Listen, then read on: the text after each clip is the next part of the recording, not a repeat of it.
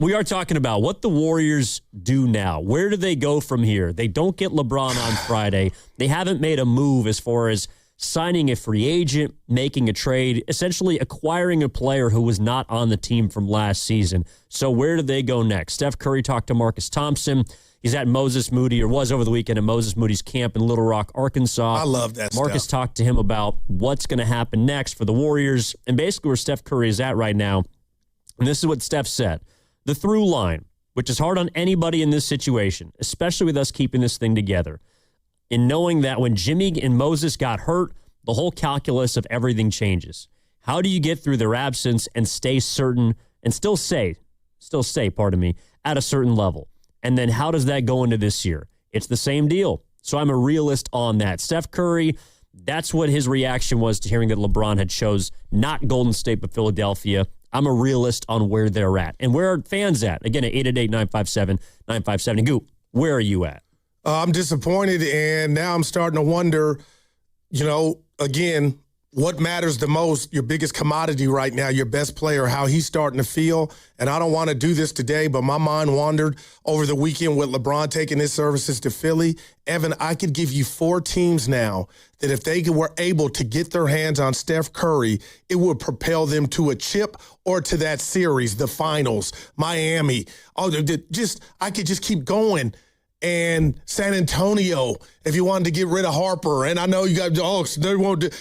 Steph still has juice, man. Shout out Tupac. So we don't want it to get there. But if you're the Warriors, what do you do to stay attractive? Because the man said, I want a chance. And he also, real quick here before we get to the phones, in that piece, Evan, it sounded like he wasn't all the way in on them getting LeBron. He knew they had a chance, but it was kind of like, if we do it, we do it. But I got from the chef, he never thought they were front runners. Yeah, it seems to me like the Warriors and Steph have been in constant communication about what was realistic, what wasn't. And I think the report last Friday from Slater of ESPN about how they had essentially known for a few weeks that this was not likely going to happen. I think Steph Curry was under that impression as well, probably when he was doing his Good Morning America press conference, when he was at the ESPYs, when he was up in Tahoe at the golf tournament. I think he knew that it wasn't going to happen. And so what's next now? How do the Warriors prove to him, if they need to at all, that they're still trying to keep him relevant? Because that, to me, is what they're bordering on right now, is going into next season, even with Steph Curry, who is box office is all heck, as being the closest to irrelevant as they've been since he was a rookie or a sophomore player in this league. You asked me, what do they do? That's what has me feeling like feeling bleak. I don't see anything on the horizon that they could do to kind of, do the Joan Rivers and get a facelift to change the direction that it feels like they're headed in. I'm with you, Gil. All right, let's get out to Oakland. Start this thing off with our guy, Big Smooth. There he is. Big Smooth, how you feeling, man? We didn't hear from you on Friday, I don't think. What's up? Yeah. I know I couldn't get through. I caught a stray from Goo, but that's cool. No, I was looking out for you. I wanted to hear from you. I'm here. I feel like you do. Yeah. So here's what I was thinking, right? First of all, let me say this. Steph Curry, don't sign. I would not sign. Don't sign an extension. Wait. I would just tell him I'm going to wait. Because once you sign that extension, I think it's better for Steph to keep everybody on pins and needles, to be honest with you. I'm not signing no extension. I want to make sure you guys don't get complacent and do this again next year. I would not sign an extension. I think that would be a mistake, first of all.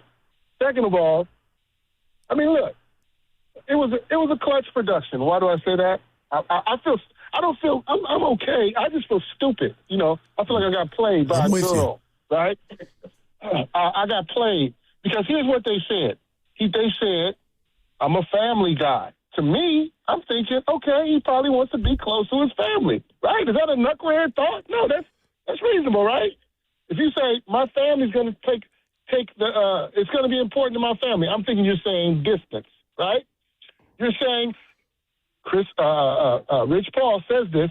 This time he won't be ring chasing. That's exactly what he's doing. I get it. It's okay. You should be ring chasing to an extent, but that's exactly what he's doing. So everything they said he wasn't going to do, he did, and I feel stupid because I believed him. So anyway, on me. But I'll tell you what the play is not. The play is not to be like, oh, why didn't you like me? Why didn't you date me? Forget it. Just act like, hey, I didn't want you anyway. That's the play. You don't act like, oh, why didn't you date me? Forget it. Let's go. I mean, we got what we got. I mean, Jimmy, listen, I think we need to give the Warriors a little bit more credit. They went out and got Jimmy. Jimmy got hurt. People seem to forget like that wasn't on the bingo card. And once an asset like that gets hurt, anybody's going to take a hit. You can't just do another deal like that. I mean, let's be realistic. You can't. Nobody saw that coming, and that's going to happen to another team this year because the odds are that somebody's going to get hurt. I don't want it to happen, but it happens every year. So the play. Listen, and here's the last thing I want to say, guys. Here's some hope. Phoenix Suns. Remember the Phoenix Suns? Their roster was not very impressive. Jalen Green got hurt most of the year. But look, they took the 6th spot. Go back and look at that roster. It wasn't that very impressive. Huh? Can we sustain, like the Phoenix Suns? I'm not making that. It's not crazy talk. Can we be the Phoenix Suns and let Jimmy, I hope that leg is soaking in vitamin water right now. Let's go get a scientist and make sure Jimmy's leg is cool. Because look at that roster last year. It wasn't that Booker was hurt a lot, yet they took the 6th spot. How did they do that? By playing fundamentally sound basketball. They had a bunch of role players, guys. Yeah. No. You're telling me we can't be the Phoenix Suns for half a season? Yeah, I got you, Big Smooth. Appreciate the call. We got to get some other people in here, though. I think, look, you're right, but Devin Booker played 65 games. And Dylan Brooks played well. Dylan Brooks played 60 games. Colin Gillespie played 80 games last year for the Suns. Grayson Allen played 50 games. Royce O'Neal played 80 games. So these guys that, you're right, they had more than role players, and they won 45 games. That's what the Warriors are asking now. In my opinion, it's not just the role guys. Like, they're asking Steph to do that now. Yeah. But Steph is not 29. He's 39. Yeah, and Big Smoothie, that was not a shot. I was in that same line as you, thinking, the daughter and the family stuff. So I feel played too. And I don't want to be negative on this Monday, E, but now it is imperative that Jimmy Butler, is there any doubt in your mind? I don't want to get negative. What if Jimmy had a setback and couldn't come back? What if that was after those are all thoughts in my mind, because stuff is going bad, or I feel like the Warriors are having bad luck, or they're creating their own bad luck. But, in a crazy way now, Jimmy is more needed than you ever thought before, and he wasn't that attractive to dangle. But I'm like Jaylen Brown, I still haven't gotten over that. But like Willard looked at me the other day before he left on his vacation. He's not Paul George. Paul George can play. Jimmy wasn't attractive unless a team wanted that money to fall off. No, and I don't really get it, but a lot of teams have wanted Paul George in the last few years. Again, I don't think he's at the top of his game, but Celtics obviously wanted him. Hell, Philly gave him a max contract. Man. So Paul George's value is higher than a Jimmy Butler without an ACL. And he's recovering, and hopefully he's back by the last couple months of the season. Is it fair if I say, Evan, we were 8th seed or 9th seed when Jimmy was upright? I'm still when he was on the court, was still kind of dire. Well, our guy Austin brings this up all the time from, I believe from San Jose, the fact that he called them mediocre. Jimmy Butler did, even before he got hurt. He did say that. So they weren't necessarily trending in the right direction, but they were obviously playing good basketball when he got hurt. And I'm sure might have been able to help them sneak into the playoffs, but how much further than that? That's kind of the question. The whole fallout from the Jimmy Butler injury, though, is this is what the reality has left them with. They can't move his contract. And I know, I saw Bill Simmons, I think on his podcast over the weekend. I'm getting tired of him, but go ahead. Saying the Warriors, didn't go after Jaylen Brown. Maybe they didn't push hard, Goo, but you can't convince me that the Celtics wanted Jimmy Butler. I'm with you. That's not to me who they are. They want to compete and contend. And Jimmy Butler was going to help any team do that. Now, I'll say this. There's, again, it could be erroneous. A report, Trey Murphy III could have been had for 3 first-round picks, and the Warriors called and only offered 2, allegedly. Now, if that's true, Ev, at this point, oh, my God, he would feel like Dr. J on his best day, and I would have upped that to 3 if that could get that young player with that size and frame and skill set in our uniform. Because right now, nobody's dancing with us. Yeah, but okay, so you're gonna empty your coffers for Trey Murphy? I mean, God love Trey Murphy. He's a good player. He's not worth 3 unprotected first-round picks. I mean, that's... Hey, so with 2, would you have been okay with 2? No. Oh, no, okay, absolutely so you're out not. all the way. No, right. Trey Murphy's not worth 2 first-round picks. No, he's not. I would have did it, E. Because I don't think that guarantees it gets you LeBron James. That's why I was out on Anthony Davis. I don't want players that aren't going to elevate you to a different level. Because the other part of it too, Goo, is let's say you go get Trey Murphy and you spend your picks. Then if it doesn't work, you have nothing left. You can't build. But you get the benefit of the doubt from the fans, which is probably the last thing on their list. And it looks like, for Mike Dunleavy's standpoint, and you know what? I'm gonna scratch that. Take that off the record, because he did bring Jimmy Butler here. It was a risk, and it went bad. But boy, I got to give him credit on that, because it changed everything. Him getting hurt changed everything. So he has done something. But damn, at some point you want to have some wins on your ledger. But look at where it's left you, though, because you're right. They did do something. They went for Jimmy Butler. And now a year and a half later, after he hurts himself, they can't do anything. Man. The Golden State Warriors are lacking what they've basically preached and told us that the theme of their season and off seasons are going to be, which is optionality. They have no optionality right now because of the Jimmy Butler contract and because of the injury. I'm not blaming them for that. You can't predict an injury, and especially an ACL, but this is the worst case scenario of that. And so to me, that's why they're being careful right now. That's why they haven't tried to spend all their picks and try and go and make these moves, because they can't afford to set themselves back even more and jeopardize what is left of Steph's, if you want to call it his era, his run. If they make one more bad move, they guarantee themselves that they will be irrelevant and at the bottom of the table with nothing to build with. So Steiny's not here, and hopefully he's having fun. So, Evan, are you saying just Warrior fans, bite the bullet? Let's see what we can get out of this upcoming season with the familiar faces. Yeah, a lot didn't change, but the books are going to basically reset, and then we really hone in on what the Warriors do next offseason? Well, is that when it starts? Well, it could be this summer. Maybe there's a player out there that's more disgruntled than we know about that the Warriors can actually use to upgrade their team. Just to me, that player is not Trey Murphy. You know, it's like there's been a guy every single year that the Warriors have quote unquote missed out on. But the reality is, if you go down the list of whether it's, Markkanen or Paul George or now LeBron or Giannis or Kawhi, it's like you can't get all of those guys. Cam Johnson, maybe. Like, you can't get all of them. And to me, spending everything for one of them, that's certainly not going to get you even in the class of a OKC or a San Antonio, or maybe even with one of the top 4 teams. Like, you're not beating Denver if you have Trey Murphy on this basketball team, even if Jimmy comes back and he's healthy. I almost want to scratch the 3-1s but I'm in denial. I'm hurting. I know, and I think a lot of people are, and I want to hear about why. Because what's next for Golden State now in the fallout of the LeBron James free agency decision to choose the Philadelphia 76ers? Let's go out to Oakland and talk to our guy Isaac. Isaac, what's happening, man? How you doing? Man, how you guys doing, man? All right. What's up, Isaac? Hey, I just want to say, I think that the best move for the Warriors should be DeRozan.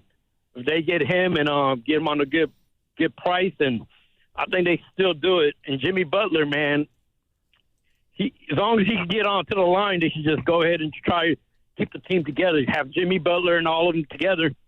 That'll be a winning recipe. The main thing is the coaching, though. The coach got to coach players that don't shoot threes. That's his weak link. Wow. Do you agree with that, E? Oh, I got you, Isaac. No, appreciate the call, man. I mean, look, DeRozan on a vet min, yeah, sure, do it. That to me, that's not going to change much, if at all. And again, I think that's why the Warriors brought back a lot of their players, so that they could keep money off of their books, stay in this holding pattern, wait out on LeBron James, find out they didn't get him, and then try and make the best of a bad situation. Oh, man. And rely on Yaxel Lendeborg. I mean, and again, that's where, sort of on the heels of Friday, that's what I was feeling like at the cafeteria this weekend, talking to some fans. Ran into a loyal listener. Who's our guy? David, on Friday night when I saw the Odyssey. Okay. And he was like, what are we doing? And I said, I don't know. Just like the Yoon reunion. Everybody asked. They were mad. It was anger. What are we doing? And Speaking of P1s, I ran into a guy, Isaac from the Union, loves our show, talked about you. I'll be in Vanderbilt basketball gear tomorrow. His cousin Chandler Bing plays for the team, freshman last year. Chandler Bing from Friends? Yeah, I got no. Oh. Chandler Bing, Bing, number 7. So I'll be in the gear tomorrow. But anyway, he listens all the time, and he was disappointed as well. Yeah, I think people are left with disappointment because, and it wasn't. I don't know. Maybe some people thought LeBron could. Well, let me ask you this. Let's just cut the crap. Yeah. Has the championship window for Steph Curry closed as of today in your estimation? As of right now, yes. Yeah. Yes, it has. It's like you shot me in the heart. I feel the same. But I've felt that way for some time now. Oh. I mean, did you feel like they had a chance to win the title when they got Jimmy Butler? I swear, Evan, Western Conference Finals. And then, okay, let's say we would have got to that plateau. Hey, we got an off season. Let's add a little something. And then that might get you, which was last year, the next year. But for it to be close, and I got the same thought about the Niners. We'll get to that later this week. Evan, for you to say, yes, I don't think you're by yourself. How do we get that bad boy back open? You don't. That's what I think this offseason is telling us. I don't like that. That what the you mean door you don't? is closing, if not already closed. And again, it's like all the actions that the Warriors are putting in motion or not putting in motion are telling me that they are more focused on the future than the present. And that hasn't been the case for some years. But then again, Goo, they've also dropped these breadcrumbs. It's like that's why they drafted Wiseman. That's why they drafted Kuminga. They drafted players for the future. And now they're forced to live in it because the present, there's just not a lot left. Well, I'll tell you this then. It is really going to, the push is coming to shove because if you're right, and I hope you're not, and Warrior fans hope you're not, if I'm Steph Curry and he feels that way, and I don't want this. I'm his biggest fan. This is not going to be sufficient enough. So how far are we from, Steph saying, hey, it might be somewhere else. And now I'm way more interested and invested in what they do with this extension. He signs this extension. To me, he's like, okay, we've had some bad luck, but I'm good. But if that thing is tabled, then I feel like the Warriors front office is on the clock. And where Steph is at still right now, he would be coveted by teams that think they're close or right there. He could change a whole lot. And I don't want we don't want that to happen, him putting on another uniform. No, and I don't think Curry wants to put on another uniform. I think the ball's in his court, and the ball is his extension. What does he do? Put some pressure on him. When has he ever put pressure on the Warriors? Now, they went and got Jimmy. Yeah, but they didn't. But the offseason before they were stagnant. They didn't go out and get a free agent.